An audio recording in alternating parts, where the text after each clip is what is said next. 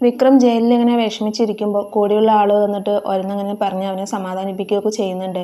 അയാൾ ജയിലിൽ വരാനുണ്ടായ സാഹചര്യങ്ങളും എല്ലാം പറയുന്നുണ്ട്. ഞാൻ അമ്മയുടെ താലിമാല പൊട്ടിച്ചിട്ടാണ് ആദ്യം മോഷണം നടത്തിയത്, പക്ഷേ അത് പിടിക്കപ്പെട്ടു. ഞാൻ പുറത്തിറങ്ങി എന്നെ കാത്തിരിക്കാൻ ആരുമില്ല എന്നൊക്കെ പറഞ്ഞിട്ട് പറയുന്നുണ്ട്.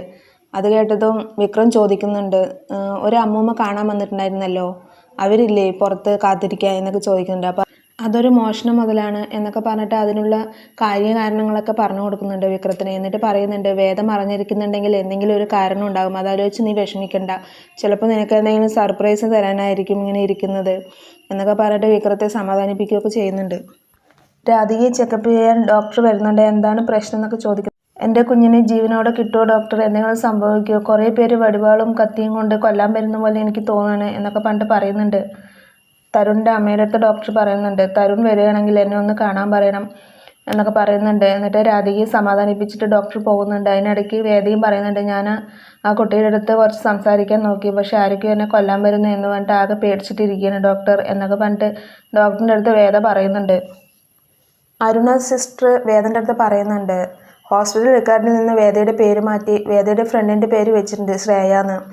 അപ്പോൾ അതുകൊണ്ട് ഫ്രണ്ടിന് എന്തെങ്കിലും പ്രശ്നം ഉണ്ടാവുമോ എന്ന് വേദ ചോദിക്കുന്നുണ്ട്. അപ്പോൾ ഇല്ല, ഒരിക്കലും ഉണ്ടാവില്ല, ഞാൻ ഡോക്ടറിൻ്റെ അടുത്ത് എല്ലാ കാര്യം പറഞ്ഞു, പറയാതെ ഇതൊന്നും ചെയ്യാൻ കഴിയില്ല, അതുകൊണ്ടാണ് ഡോക്ടറിൻ്റെ അടുത്ത് നിന്നിട്ട് ഈ കാര്യങ്ങളൊന്നും പുറത്തു പോവില്ല, അതാലോചിച്ച് നിങ്ങൾ പേടിക്കേണ്ട ആവശ്യമില്ല എന്ന് പറഞ്ഞിട്ട് അരുണ സിസ്റ്റർ പറയുന്നുണ്ട്.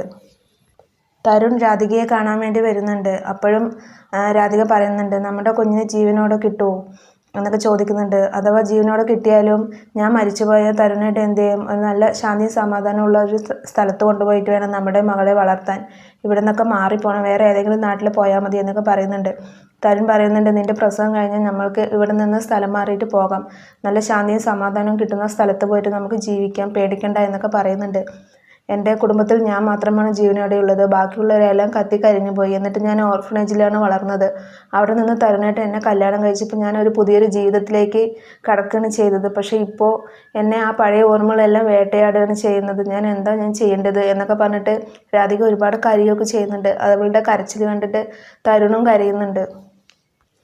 ഇതെല്ലാം കേട്ടുകൊണ്ട് വേദ അപ്പുറത്ത് കിടക്കുന്നുണ്ട്. അപ്പോഴേക്കും നമ്മുടെ വിക്രം വന്നിട്ട് രാത്രി ഉറക്കത്തിൽ ഞെട്ടി എണീക്കുകയാണ് അമ്മയെ സ്വപ്നം കണ്ടിട്ട്. അപ്പോൾ ഇന്നത്തെ എപ്പിസോഡ് ഇത്രയേ ഉള്ളൂ. Thank you for watching my video.